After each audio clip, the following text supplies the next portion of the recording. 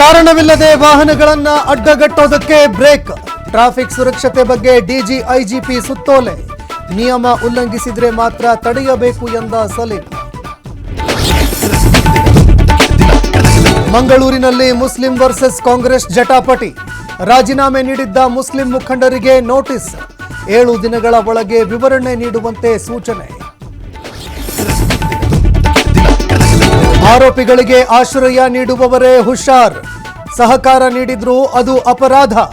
Mangaluru commissioner ಖಡಕ್ warning.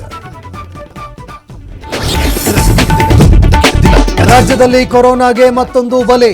ಸಾವಿನ ಸಂಖ್ಯೆ 4ಕ್ಕೆ ಏರಿಕೆ. ಶಾಲಾ ಕಾಲೇಜುಗಳಿಗೆ ಪ್ರತ್ಯೇಕ ಮಾರ್ಗಸೂಚಿ ಬಿಡುಗಡೆ. ಧಾರವಾಡದಲ್ಲಿ ಲೋಕಾಯುಕ್ತ ದಾಳಿ ಪ್ರಕರಣ. ಎಂಜಿನಿಯರ್ ಮನೆಯಲ್ಲಿ ಹಣ ಚಿನ್ನ ಪತ್ತೆ. ಅಧಿಕಾರಿಗಳಿಂದ ಮುಂದುವರಿದ ಪರಿಶೀಲನೆ.